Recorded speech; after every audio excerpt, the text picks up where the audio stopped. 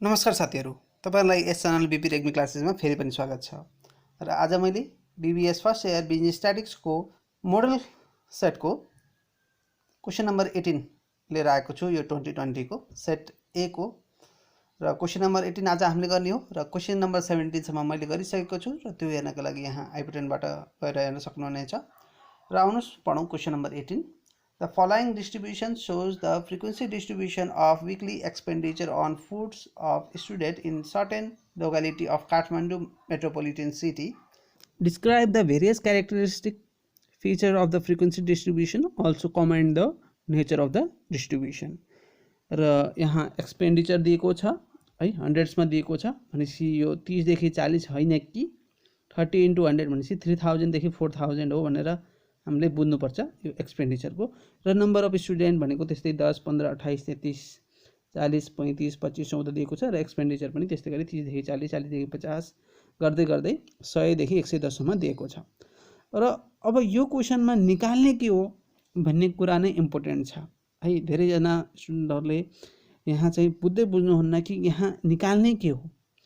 So यहाँ निकाल्ने के हो भन्ने कुरा यहाँ लेखेको छ clearly. Describe the various characteristic feature of the frequency distribution भनेपछि यहाँ के लेखेको छ भन्दाखेरि फ्रिक्वेन्सी डिस्ट्रिब्युसन का वेरियस क्यारेक्टरिस्टिक फिचर्स को बारेमा हैन लेख्नुस् भनेर भनेको छ। भनेपछि अब यसभित्र के पर्छन् भन्ने कुरा रह्यो। र अर्को सोधेको छ comment the nature of the distribution.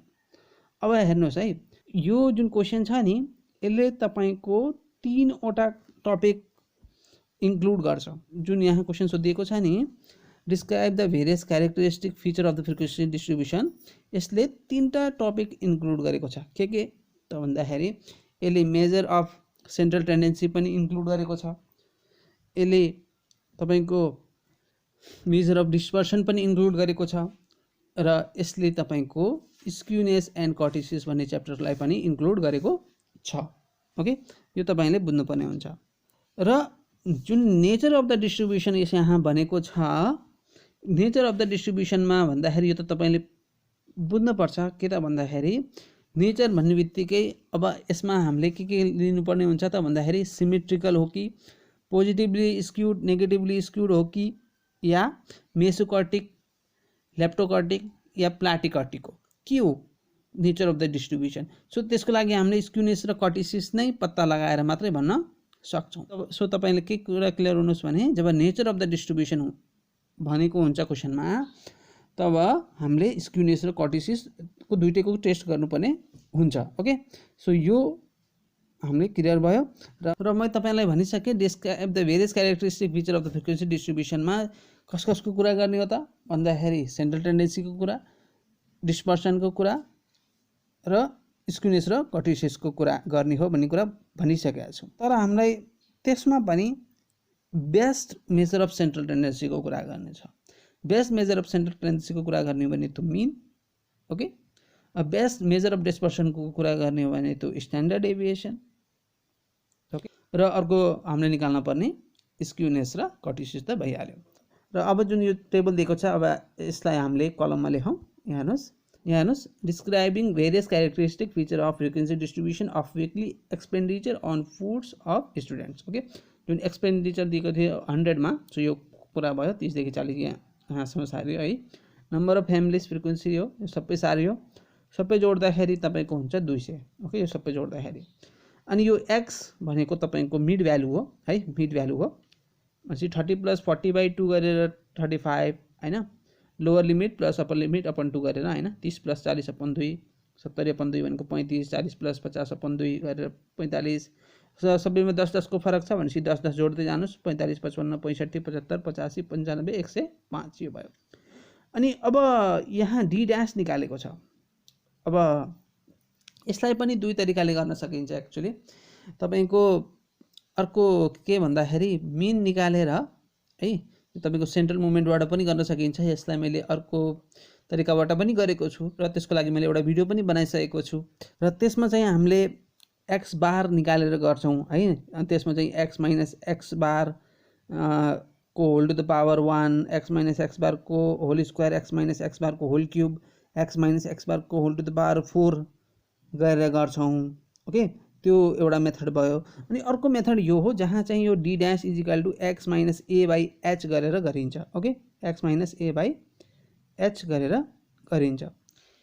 र डी ड्यास भनेको X minus A by H हो। ए भनेको एजुमिन, एजुमिन भनेको तपाईँको मिड भ्यालुबाट लिइन्छ। मिड भ्यालु भनेको तपाईँको यो भयो होइन, यो मिड भ्यालु र त्यसमध्ये पनि बीचको नम्बर। अब हेर्नुहोस् त 35, 45, 55, 65, 75, 85, 90, 105 भनेपछि बीचमा त कुन कुन पर्यो? 65 र 75 पर्यो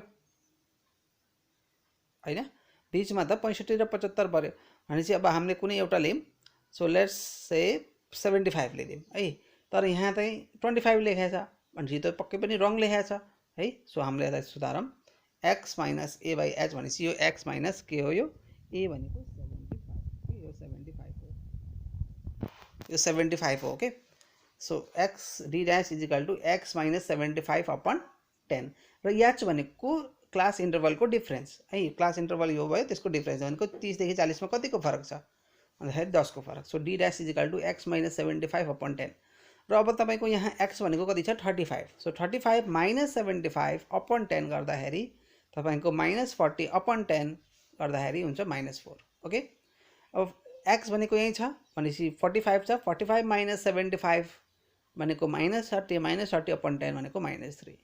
अब 55 छ यहाँ, 55 माइनस 75 भनेको -20 अपन 10 भनेको -2। त्यसै गरी 65 माइनस 75 भनेको -10 अपन 10 भनेको -1। त्यसै गरी 75 माइनस 75 अपन 10 गर्दाखेरि 0/10 भनेको 0 हुन्छ। त्यसै गरी 85 माइनस 75 भनेको 10 अपन 10 भनेको 1। त्यसै गरी 95 माइनस 75 भनेको 20 अपन 10 भनेको 2। त्यसै गरी 105 माइनस 75 भनेको तपाईँको 30 अपन 10 भनेको 3 आयो।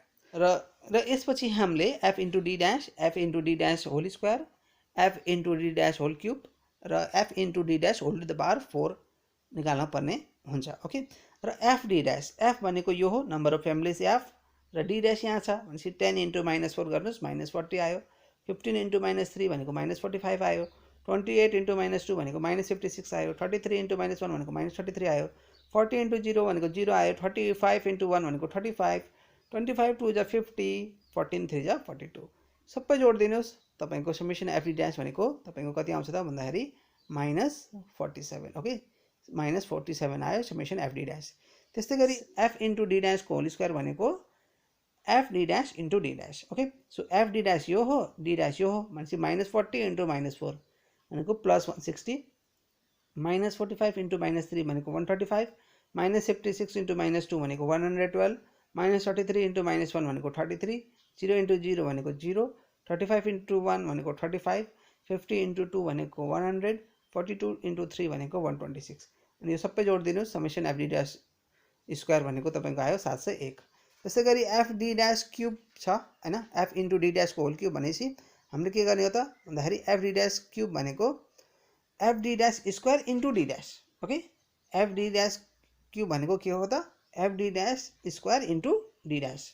सो 160 इन्टु -4 भनेको -640, 135 इन्टु -3 भनेको -405, 112 इन्टु -2 भनेको -224, 33 इन्टु -1 भनेको -33, 0 इन्टु 0 भनेको 0, 35 इन्टु 1 भनेको 35, 100 इन्टु 2 भनेको 200, 126 इन्टु 3 भनेको 378 र summation F D dash cube भनेको कति आयो त -689 र एफ डी ड्यास पावर 4 भनेको कति छ त भन्दाखेरि F D dash cube into D dash. Okay, F into D dash whole to the power 4 भनेको के हो त भन्दाखेरि F into D cube into D dash. Okay, र -640 इन्टु -4 भनेको 2560, -405 इन्टु -3 भनेको 1215, -224 इन्टु -2 भनेको 448 र -33 इन्टु -1 भनेको 33, 0 इन्टु 0 0, 35 इन्टु 1 35, 200 इन्टु 2 400 र 378 इन्टु 3 भनेको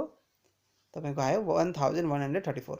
सबै जोडिदिनुहोस्, तपाईँको summation F into D dash whole power 4 भनेको आयो 5825 र त्यस्तै गरी summation F D dash cube भनेको -689 र त्यस्तै गरी summation F D dash square भनेको 701 र समेसन एफ डी ड्यास भनेको -47 आइसकेको छ। र यसमा चाहिँ अब हामीले चाहिँ रो मोमेन्टको फर्मुला लगाउने हो है, र त्यसपछि relationship between raw moment and central मोमेन्टको जुन फर्मुला रहेको छ त्यो लगाउने हो। सो सबभन्दा पहिला अब हामी रो मोमेन्टमा लगाउँछौँ र फर्मुला के हो त भन्दाखेरि यहाँ हेर्नुहोस्, यहाँ ए भनेको 75 छ, यो मैले अघि नै भनिसकेँ। ए भनेको यो 75 हो, x minus A by H भन्दाखेरि ए भनेको 75 र एच भनेको 10 रहेको छ, त्यो भनिएको छ। अनि अर्को the first 4 raw moment are, है यो फर्स्ट लेखेको छ, त्यो गल्ती लेखेको छ। द फर्स्ट 4 है, द फर्स्ट 4 है, ओके यो फर्स्ट अनि 4 हो है, यहाँ फर्स्ट 4 हो। The first 4 raw moment are भनेको के हो त भन्दाखेरि μ1 dash is equal to summation F D dash upon an into h. र समेसन एफ डी डैश भनेको कति दिएको छ त हेर्नुहोस्, समेसन एफ डी डैश भनेको तपाईँको दिएको छ -47 र एन भनेको 200, एच भनेको कति छ भन्दाखेरि 10 छ।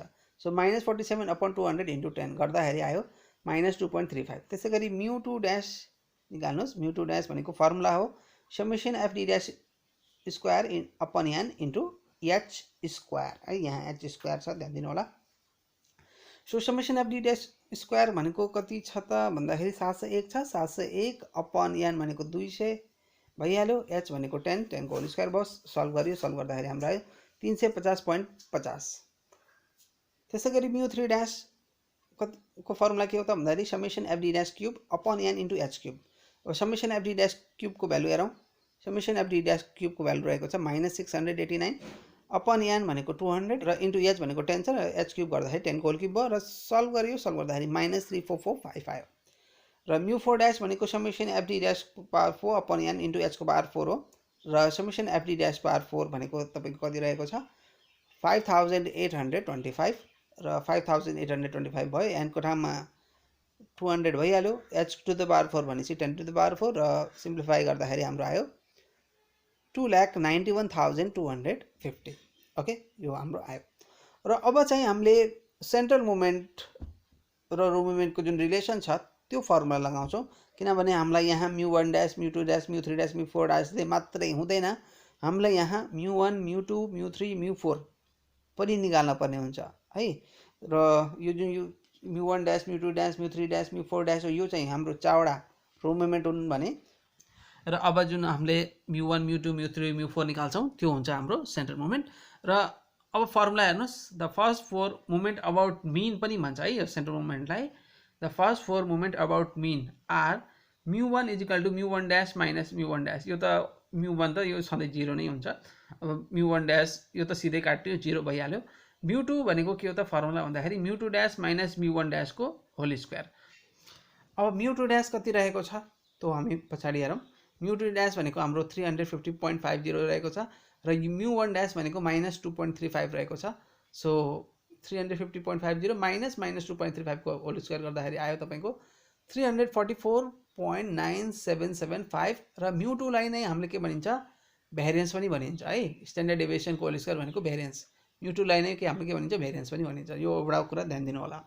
र अर्को छ हाम्रो μ3 को फर्मुला रहेको छ μ3 dash minus 3 μ2 dash μ1 dash plus 2 into μ1 dash को होल क्यूब। ओके र μ3 डैश कति दिएको छ त यहाँ हेर्नुहोस्, μ3 डैश भनेको तपाईँको -3445 दिएको छ। सो -3445 भयो, माइनसको ठाउँमा -3 इन्टु 3 र -3 को ठाउँमा 3। μ2 डैश भनेको तपाईँको कति छ त भन्दाखेरि 350.50 राखियो, यहाँ हेर्नुहोस् 350.50 राखियो। μ1 डैश अघि नै हामीले यहाँ हेरिसकेका छौँ -2.35 हो, यो यहाँ राखियो, प्लस 2 μ1 डैश को होल क्यूब। μ1 को र यो μ1 डैश को हामीले भ्यालु अघि नै राखेको -2.35 को होल क्यूब भयो र हामीले सिम्प्लिफाई गर्यो। सिम्प्लिफाई गर्दाखेरि हाम्रो आयो -999.9375। ओके यो μ3 आयो।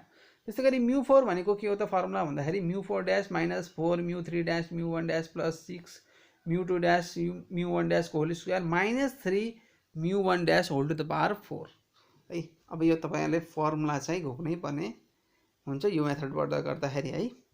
सो अब μ4 डैश को भ्यालु राखौँ। μ4 डैश को भ्यालु थाहै छ तपाईँलाई 2,91,250 यहाँ राख्यौँ। ओके -4 को ठाउँमा 4 μ3 डैश। अब μ3 डैश भनेको कति आएको छ त भन्दाखेरि -3445।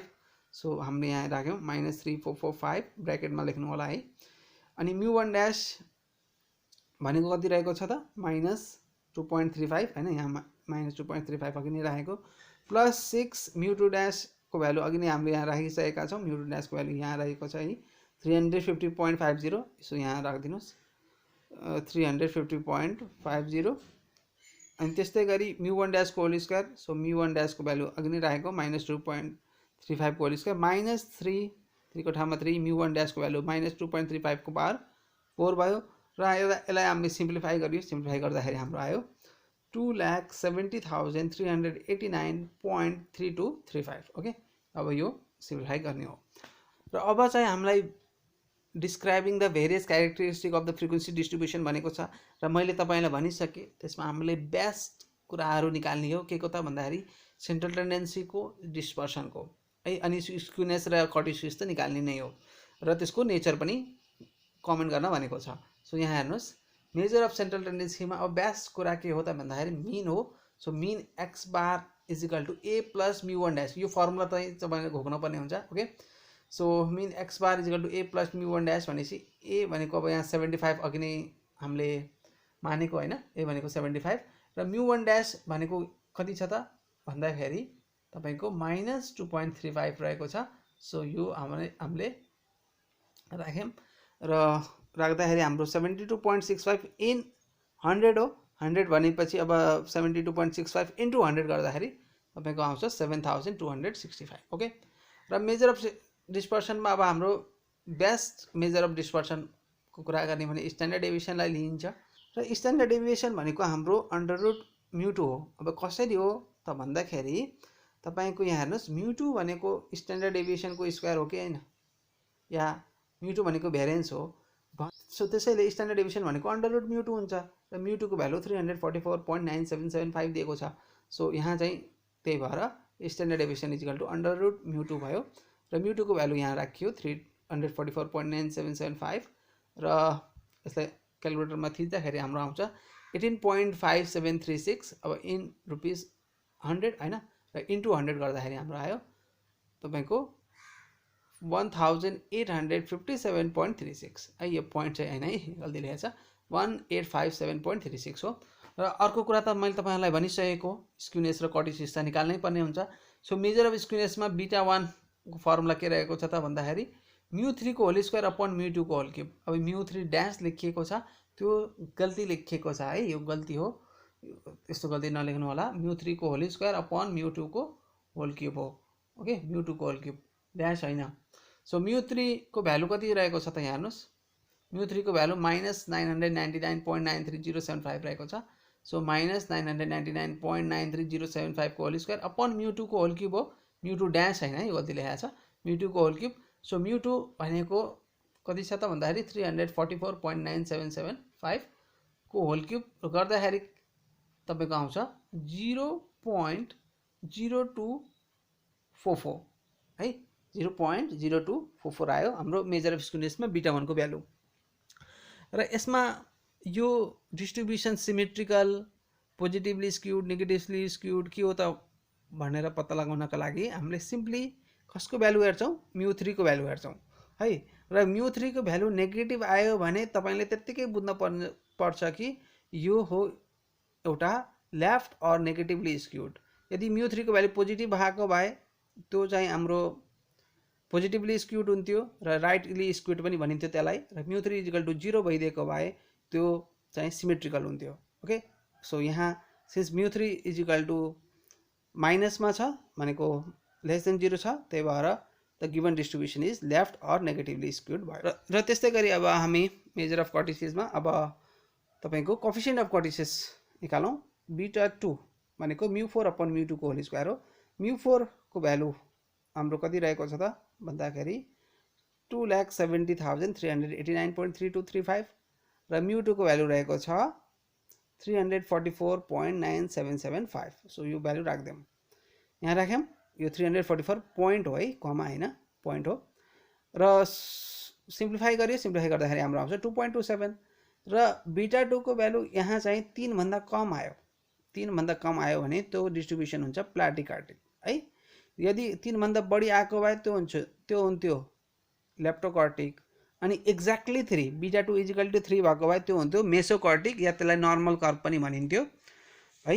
सो यो कुरा हो र यसरी चाहिँ हामीले सबै निकाल्यौँ र कमेन्ट पनि गऱ्यौँ। कमेन्ट कहाँ गऱ्यौँ त भन्दाखेरि जुन यो प्लाटिकर्टिक जुन भनेको छ नि यो हैन, यो लेस देन 3 आएको भएर सो यही नै यसको कमेन्ट हो। Comment on the nature of the distribution भनेको थियो नि, सो यही यसको कमेन्ट हो। र यसरी चाहिँ यो हामीले क्वेसन नम्बर 18 पनि सकेका छौँ। यो भिडियो अन्तिमसम्म हेर्नुभयो त्यसको लागि धेरै धेरै धन्यवाद। Thank you very much.